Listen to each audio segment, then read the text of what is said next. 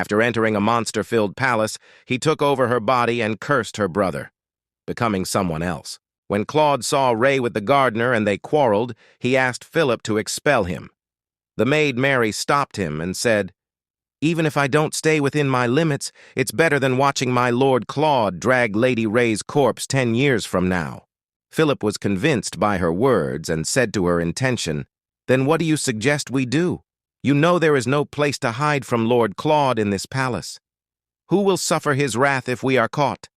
This is their problem, not ours." But Mary shocked him when she said, "Lord Claude told Lady Ray that he loves her." Then he looked at her in astonishment. "Here," Mary said, "if we were talking about any other couple, this wouldn't be a big problem.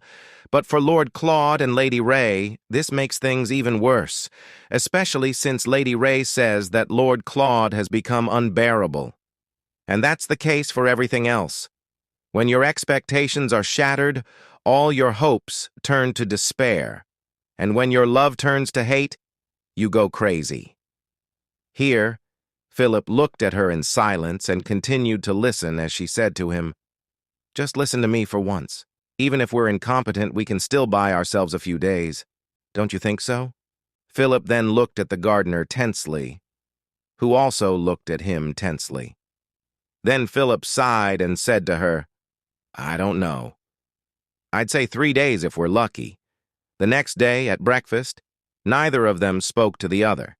And here Mary said to herself, "They haven't exchanged a single word." Suddenly Claude said to her, "Mary, could you pour us some more sauce?" Mary replied, "Yes, sir." But Ray said to her, "I don't want any sauce." Here, Mary paused and looked at Claude nervously, as it was clear that he was angry. Then Claude slammed his fist on the table in anger and said to her, "Do whatever you want." Ray responded, "Claude, you don't have to bang the table so hard." Claude replied, "Oh, so that bothers you too?"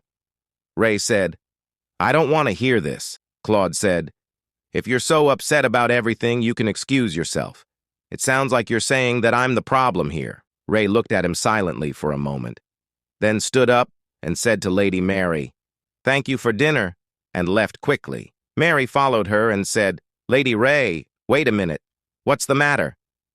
Mary handed Ray a cup of tea and a piece of paper, saying, "Take this." Ray took it and looked at it, saying, "A note? Why did you bring me this?"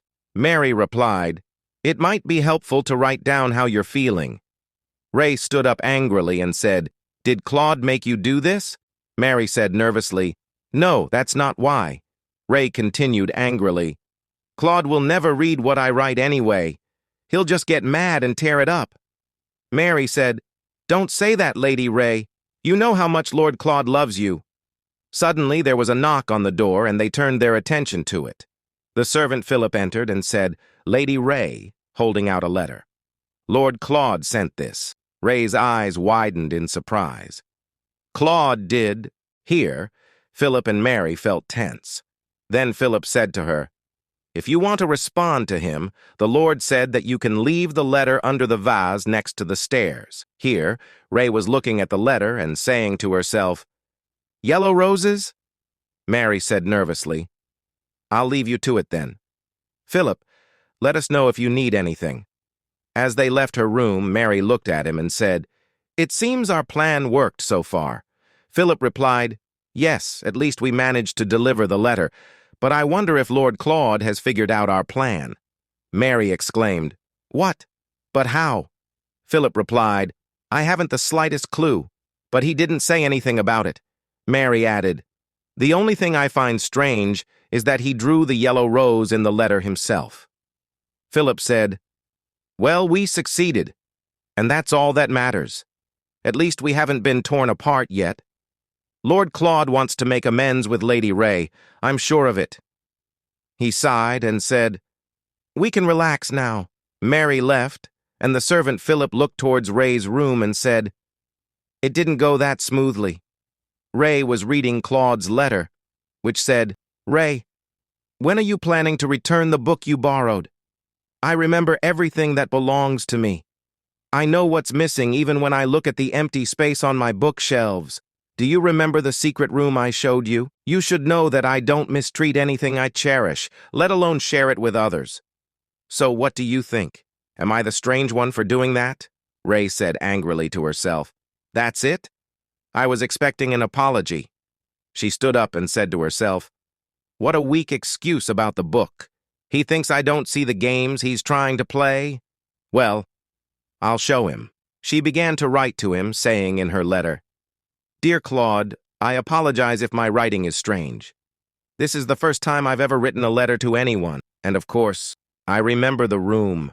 It was also the first time we ever spoke at all, and I knew that the things you kept there were important to you. But Claude, I'm not just a thing to be put away. She recalled the time the gardener had given her the flower. She wrote to him, Receiving a flower means nothing to me because my heart has always been yours to keep in the first place. I was thinking of you even when I received that flower. Claude, I'm not very smart, and it was exhausting trying to figure out where you were coming from. All I do is think about you and miss you, and now I'm here, waiting for you. Do you really think I was mad at you because I was angry? She placed her letter for him under the vase as he had instructed and looked at it. Then she left. Indeed, Claude took. After a while, Mary came to see Ray and said, Lady Ray, you have a letter. Ray looked at the letter and said to herself, Another yellow rose. Then, angrily, she said, I swear, if this is the same thing as last time she read his letter, which said, I want to hear you say it. I want to hear you say that you love me. Come to where all the yellow roses are, Ray. I'll be waiting for you there. Everyone has something they love. My mother loved her wealth and her honor. My father loved his work. And Hayes loved his clothes and his dignity. And I need you to decide. Ray rushed towards him, saying to herself, How could I be so angry with him? As they looked at each other, Claude and Ray both said the same thing at the same time. I love you. Ray continued to herself, but one thing is for sure, Claude said to her, I love you. You came to hear me say that, didn't you? Ray hugged Claude and started laughing with happiness. Claude, yes, this must be love, she said. They went to their room, and Claude started kissing Ray. Wait, Claude, Ray said, but Claude continued to do what he wanted. Then he said to her, Why? You don't like it when I do this? Ray replied, No, that's not what I meant to say. Claude said, You're being really rude, Ray. Come here. Ray, Claude, wait. Claude looked at her in surprise and said, Why? Is there something wrong? Ray, No, that's not what I mean. Then she put him on the bed and said, Don't move today. She took off her clothes and said, Let me do all the work. Meanwhile, Hayes was holding food while thinking angrily, That damn servant! Take this to the gardener. How dare he send me to do all his errands? When Hayes arrived at the gardener's cottage, he said, Hey, you! The gardener looked at him and Hayes placed the food in front of him, saying, Eat up. But the gardener refused and didn't speak to him. This made Hayes take the bread and eat it while saying, What did you do to get locked up in here like this? I'm sure the reason isn't picking some flowers. Did you steal something? Trust me, I know what life is like as a nobleman. People try to take advantage of you all the time. The gardener replied, I didn't steal anything. Hayes said, Oh, come on, I must say, this place is a bit harsh. Do you really think it's fair to imprison someone like this for a little money? After finishing the gardener's food, Hayes said, I have a request I'd like to ask you about. Hayes asked in surprise, A request? The gardener said, Could you check if the flowers are still alive? Hayes laughed at his ridiculous question and said, What? The flowers? But he got up and said, All right, I don't have anything to do anyway. Before leaving, he looked at him and said, You owe me, you hear? The scene changes, and we go back to Ray after what happened. Then she looked at Claude and said, Claude, do you like this? But Claude put her on the bed and did it. Then he started kissing her. When Ray asked him to stop, Claude refused and continued. Then he said to her, Are you tired? Ray, Yes. Can we stop for a bit? But Claude kept kissing her, then looked at her and said, "Ray, I love you. What about you?" Ray hugged him tightly and said, "I love you too, Claude." The scene changes to Mary and the servant Philip going to the gardener's cottage. Mary said, "Come out," and he did. Mary put a robe on him and said, "The master wants you back to work starting tomorrow." The gardener was shocked, and the maid said, "Ray said you're not to talk to Lady Ray from now on."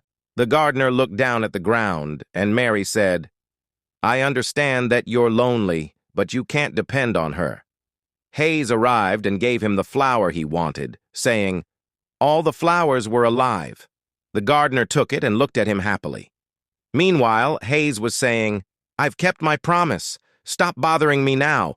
Just let me go back to sleep."